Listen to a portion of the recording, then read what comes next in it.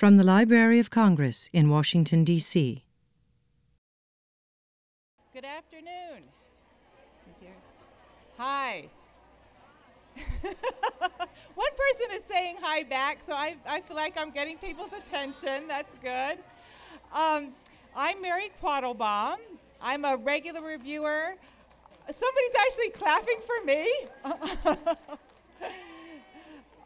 I'm a regular reviewer of middle grade and teen fiction for the Washington Post Book World, and I'm just here today. Yes, let's all cheer for the Washington Post. Thank you. Just welcome you to the National Book Festival. The Washington Post is a charter sponsor of the festival, and it has been an enthusiastic supporter for all 10 years of the festival's existence. So think about it. 10 years, and the book festival just keeps getting more and more exciting. One author here today who helps ratchet up that excitement is Jane Smiley. Yay! Jane is that rare author who can write wonderfully for both adults and young people. In fact, she's presenting later today in the Poetry and Prose Pavilion. We know her, of course, as the author of many acclaimed novels for adults. These include 1,000 Acres, which won the Pulitzer Prize.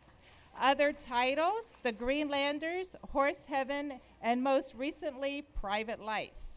But last year, Jane published her first novel for young people, The Georges and the Jewels.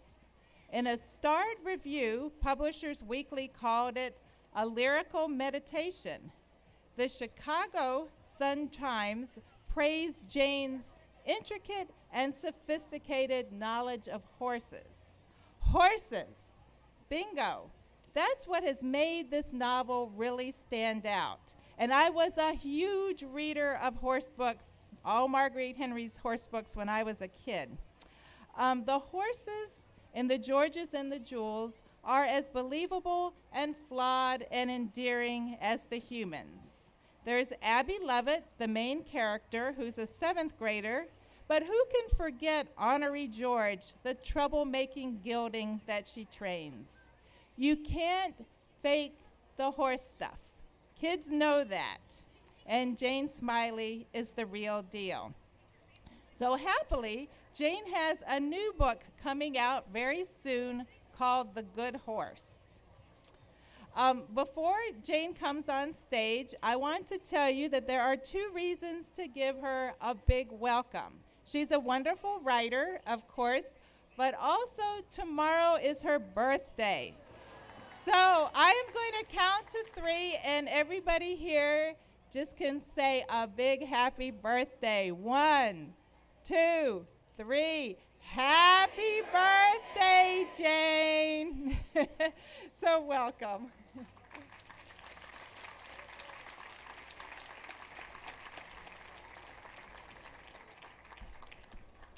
Well, thank you for that. I have to say, in my house, tomorrow is the beginning of the birthday season, and all the kids' birthdays are coming very soon, too. So since I'm first, I get a little overlooked. The one who comes last, she gets parties, for weeks. This is the cover of The Georges and the Jewels. A Good Horse will be out in about 3 weeks. All the series concerns Abby. The books take place in the 1960s, mid-1960s, when I happened to be a girl. I am not Abby. Abby is the girl I wish had been my best friend, but I didn't know her. Abby works hard for a living. Her father and mother have come from Oklahoma some years before, and they are in the horse business. They're in the import-export business. They go back to Oklahoma, they find inexpensive horses, they bring them to California, and they retrain them and sell them. And Dad's, well, you'll find out in the first page. But anyway, there's lots of horses in here, and that's what I would have wanted when I was a girl. It's just an onslaught of horses to read about. So I have fulfilled my own fondest desires. And I'm going to start at the beginning. Chapter 1. Sometimes when you fall off your horse, you just don't want to get right back on. Let's say he started bucking and you did all the things you knew to do, like pull his head up from between his knees and make him go forward, then use a pulley rein on the left to stop him. Most horses would settle at that point and come down to a walk. Then you could turn him again and trot off. It's always harder for the horse to buck at the trot than at the lope. But if right when you let up on the reins, your horse put his head between his knees again and took off bucking, kicking higher and higher until he finally dropped you and went tearing off to the other end of the ring, well, you might lie there, as I did, with the wind knocked out of you, and think about how nice it would be not to get back on, because that horse is just dedicated to bucking you off. So I did lie there, looking up at the branches of the oak tree that grew beside the ring, and I did wait for Daddy to come trotting over with that horse by the bridle, and I did stare up at both of their faces, the face of that horse flicking his ears back and forth and snorting a little bit, and the face of my father, red-cheeked and blue-eyed, and I did listen to him say, "Abby, you okay, honey?" "Sure you are, I saw you bounce. Get up now." I sighed. How am I going to tell those folks who are looking to buy these horses that a little girl can ride them if you don't get up and ride them? I sat up. I said, "I don't know, Daddy. My elbow hurt, but not too badly. Otherwise, I was okay." "Well then, some horses buck you off. Some horses spook you off. They see something scary and drop a shoulder and spin and run away. Some horses stop all of a sudden and there you are, head over heels, sitting on the ground. I had a horse rear so high once that I just slid down over her tail and landed in the grass, easy as you please, watching her run back to the barn. I started riding when I was 3. I started training horses for my dad when I was 8. I wasn't the only one. My brother Danny was 13 at the time, and he did most of the riding. Kid's horse for sale. But I'm the only one now. Which is not to say that there aren't good horses and fun horses. I ride plenty of those too. But they don't last because Daddy turns those over fast. I had one a year ago, a sweet bay mare. We got her because her owner had died, and Daddy picked her up for a song from the bank. I rode her every day, and she never put a foot wrong. Her lope was as easy as flying. One of the days she was with us, I had a 24-hour virus. So when I went out to ride, I tacked her up and took her down to the creek at the bottom of the pasture, out of sight of the house. I knew Daddy was about to go into town and would be gone for the afternoon. So when I got down there, I just took off the saddle and hung it over a tree limb and the bridle too, and I lay down on the grass and fell asleep. I knew she would graze, and she did for a while, I suppose. But when I woke up, and feeling much better, thank you, there she was, curled up next to me like a dog, kind of pressed against me, but sweet and large and soft. I lay there, feeling how warm she was and smelling her fragrance, and I thought, I never heard of this before. I don't know why she did that, but now when Daddy tells me that horses only know 2 things, the carrot and the stick, and not to fill my head with silly ideas about them, I just remember that mare. She had a star shaped like a triangle and a little snip down by her left nostril. We sold her for a nice piece of change within a month, and I wish I knew where she was. But Daddy names all the mares Jewel and all the geldings George, and I can hardly remember which was which after a while. The particular George who bucked me off had a hard mouth. I did the best I could with him for another 20 minutes, but Daddy said that probably he was going to have to get on him himself, which meant that we weren't going to turn this one over fast because a little girl couldn't ride him yet, which meant that Daddy was in a bad mood for the rest of the day. We took the George back up to the barn while Daddy threw out the hay. I brushed the George off. He didn't mind, but he didn't love it like some of them do. Then I picked out his feet and took him out and put him into one of the big corrals. We didn't keep horses in stalls unless we had to, because Daddy said that they did better outside anyway, and if you kept them in stalls, well then you spent your life cleaning stalls rather than riding. Was that what I wanted? I always said, "No, Daddy," and he ruffled my hair. In the winter, though, it bothered me to think of them huddled out in the rain, their tails into the wind and their heads down. Of course, that's what horses were meant to do, and ours had heavy coats, but I would lie awake when it rained in the night, wishing for it to stop. It was worse in Oklahoma. Oklahoma was where we came from, where Daddy and Mom grew up and had Danny and then me. We moved to California in 1957 when I was 4 1/2. I could barely remember living there, though we went back once a year to see my grandparents and buy some horses. In Oklahoma, there could be real rain and real snow and real ice. Daddy had seen a horse slide right down a hill once, just couldn't stop himself, went down like he was on skis and over the edge of a creek, fell on the ice and had to be pulled out with a tractor. Couldn't be saved. At least in California, we didn't have the ice. It was only 5 when I got into the house, not even supper time, but it was January and days were short. Christmas was over and school would start again on Monday, which meant I could ride 2 horses in the afternoon at most. Now that my shoulder and my arm were starting to hurt from my fall, I didn't mind a break from the riding. It was just that I was sorry to be going back to school. 7th grade.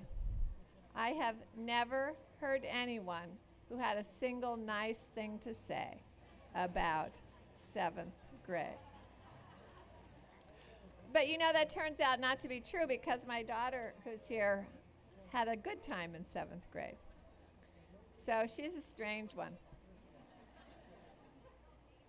The next day was church. We went to church twice on Sundays, from 9 to 12 in the morning and from 2 to 4 in the afternoon, and also Wednesday evening. Daddy was an elder in the church, and the place we'd found that we called our chapel was really just a big room in a strip mall with a cleaners on one side and a Long's drugstore on the other. Daddy and Mr. Hazen were looking for another place, maybe a church that was for sale. You'd be surprised at how many churches get sold when the congregation decides it needs more room. But they hadn't found one yet, so between noon and 2, we kids wandered around that strip mall and went into Long's and looked at the comic books until we got caught, or the toys, or the makeup, or the medical supplies, whatever there was that might be interesting. Sometimes Daddy drove me home to check on the horses, and sometimes he went by himself. Mom always offered, but Daddy said she had enough to do, setting up the lunch for the brothers and sisters. The brothers and sisters were mostly fairly old, older than Daddy and Mom.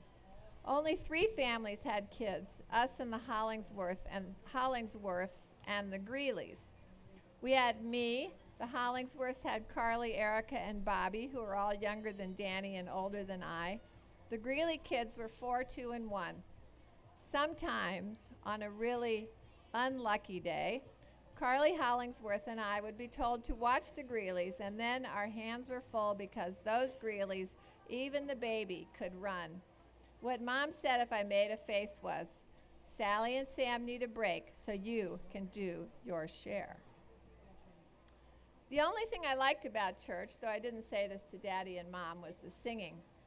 To tell the truth, I never knew what songs were really hymns because Daddy, Mom, Mrs. Greeley, and Mr. Hazen were ready to sing anything, and some Sundays we would sing for an hour at a time, more like a song fest than a church service. On those days, Daddy always came home happy. We sang Farther Along, When the Roll is Called Up Yonder, I'll Be There, Abide With Me, and Amazing Grace. We didn't have hymnals. Daddy said we might get those next year, but someone always knew the words anyway and would teach the others. It wasn't right that the singing would push into the preaching of the gospel, but sometimes it did, and I didn't mind. On the days when there was more preaching and less singing, Daddy came home in a worse mood.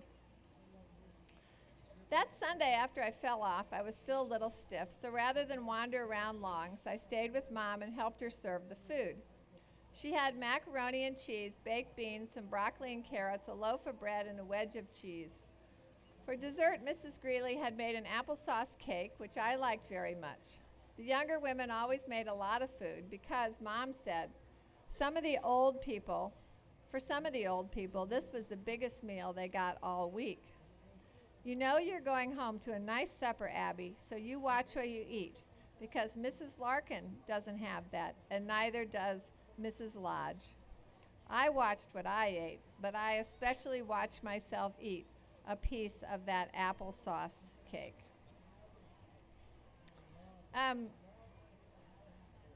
The second service was more like Sunday school. The grown-ups went to one side of the room and studied the Bible, and the kids went to another side of the room and did things, like read Bible stories and color Bible coloring books. There was also a felt board that Mrs. Larkin sometimes brought, on which she did felt shows. There would be a cutout of Joseph, say made of white felt, and then a bunch of cutouts of his brothers, and some felt palm trees that represented Egypt, and a felt house that represented Israel, and she moved the felt pieces around on the board while telling us the story. I think she had pieces for 6 or 8 different stories. For the most part, everyone at church was nice. This was not true of 7th grade. Monday morning, I got on the bus. Because we had horses to feed and water before school, I was always the last person on the bus, and fairly often the driver had to stop after he'd already started and open the door again for me. The impossible thing was deciding whether to get dressed first and then do the work, or to get dressed, do the work, and change again before going to school.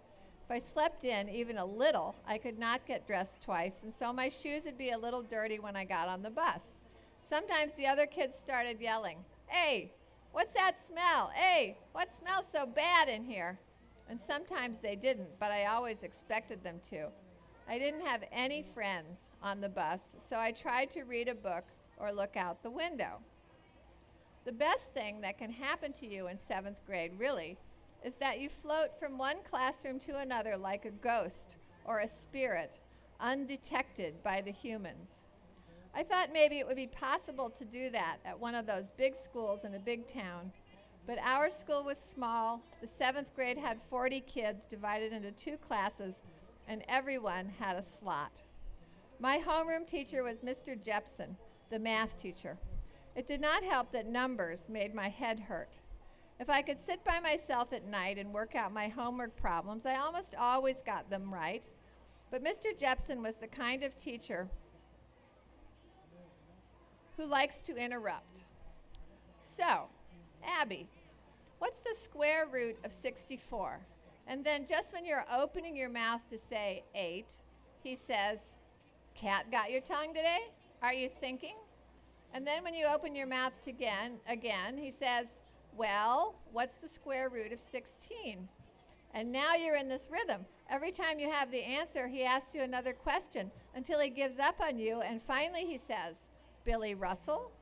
And of course Billy Russell has been sitting there for 5 minutes thinking about the answer, and he pipes up, 8, as bright as he can be, and Mr. Jepson says, "Good boy." Or if you happen to look out the window, as soon as your eyes went in that direction, Mr. Jepson would say, "Abby, is the great outdoors that much more fascinating than this classroom?" And of course you couldn't say yes. You had to keep your mouth shut.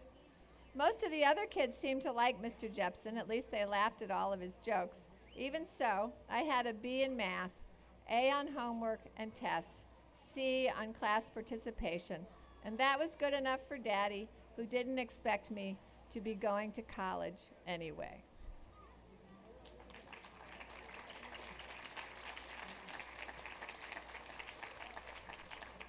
Have you guys been asking questions? I doubt it, right? No? Yes? Oh, great. That's my favorite thing.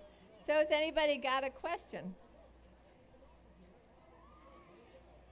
Time is running out. Yes, over there.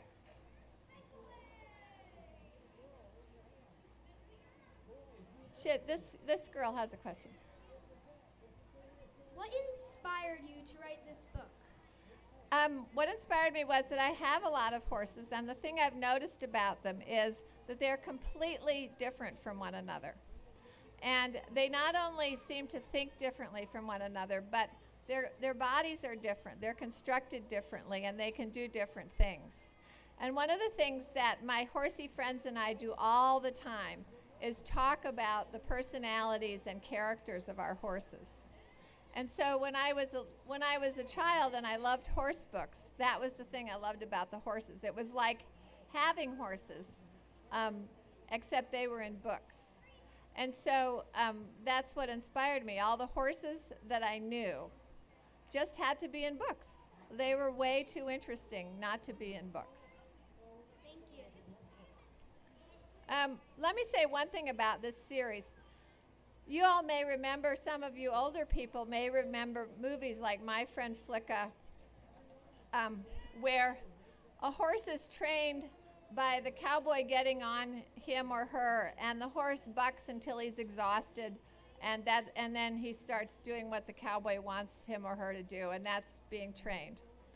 Around where I live in the Monterey Peninsula in California, in the 1960s, there emerged another way of training horses that has become the dominant way now.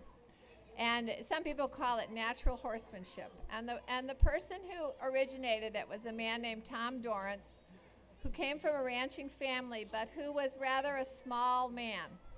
And he didn't want to try to dominate the horses. So what he did was he watched horses interact among themselves, and he watched how they told each other who was the boss and how to come along.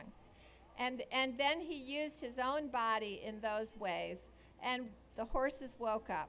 And we realized hundreds of new things about horses and how their minds work, and that they have minds, and that they can be interested in things and do things because those things are a pleasure. So one of the things I wanted to do in these books was to show that transition from the old and what I would consider cruel ways of training horses to the modern and much more accommodating ways of thinking about and training horses. So there's a character in here named Jem Jarrow. He is based on Tom Dorrance, and he's probably one of my favorite characters in the book. So one question from you. What's your favorite book that you haven't written? That I have not written? What's my favorite book that I have not written? You mean by another author or that I'm going to write? By another author. Well, you know, I've gotten to the point in my life where I have lots and lots of favorite books because I don't feel that they're terribly comparable. But when I was, how old are you? I'm nearly 11. Okay, so when I was 11, my favorite book was a horse book, and it was called Silver Birch. And it was about that amazing thing that always happens. A little girl wants a horse, and there happens to be a horse running in the forests around the farm, and nobody owns it, and it's really beautiful. And so she goes out and tames it. And I thought, boy, this is absolute social realism, and where is my horse? But that was my favorite book. And my second favorite was The Hound of the Baskervilles, which is sort of about the same thing, except that the thing running around was the dog. 2 minutes. Yes? It seems to be a transition from 1,000 Acres to Jewels and Georges. And is that just the years? Just you have an interest now in writing for young adults, or how did it come about? Well, I've written a lot of books since 1,000 Acres, and all of them were a big change from 1,000 Acres. And 1,000 Acres was a big change from everything that came before. So I just like to write lots of different things. It's more interesting, and in some ways you're always finding yourself at the bottom of the mountain and climbing the mountain, and I like that. So, so those who consider me the author of 1,000 Acres clearly haven't read Moo. Those who think of me as the author of Moo must not have read the Greenlanders. And so it's just fun. It's more fun this way to write lots of different things. Yes? I just want to know what influenced you to become a writer? My mother. My mother was a journalist. She was the women's page editor for the St. Louis Post-Dispatch. And she was an aspiring novelist. And she always had a typewriter sitting on the dining room table. And it wasn't that she made me become a writer. It was that I saw through her that this was a possibility. I read lots and lots of books, and none of them were respectable. I was not the girl who was reading War and Peace at age 11. I knew girls like that, but I was not her. I was reading horse books. I was reading Nancy Drew. I was reading the Dana Girls and the Hardy Boys, Misty of Chincoteague, you know, the Marguerite Henry books. And in my experience of both as a child and as a mother, those books are the ones that lead you forward into wanting to be an author because you love them so much. When I was a kid and I was reading the Bobbsey Twins, to me an existential question was, how come in the Bobbsey Twins at home, Nan and Bert are 8 and Freddie and Flossie are 4, and in the Bobbsey Twins at school, Nan and Bert are 12 and Freddie and Flossie are 6? I knew how to add and subtract, and I pondered this question over and over again. So you can see where I was headed. You know, I was headed toward literature. So I love kids' books. There is no kid book that is too unrespectable for me. My daughters grew up reading Sweet Valley High. I'm going to tell a story I often tell about Phoebe, who's here. When she was 8, I read one of these Sweet Valley High books in which the good twin falls off the back of a motorcycle and goes into a coma. And, you know, I was shocked. You know, here's my 8-year-old reading about this. So in the morning, she got up and I said, Phoebe, you know, I don't know that I want you to be reading about this trauma. She looked at me and said, Mom, it's not trauma, it's drama. So that's the lesson I will leave you with. I also would say there is not a single vampire in this book. And, you know, thank you very much. This has been a presentation of the Library of Congress. Visit us at loc.gov.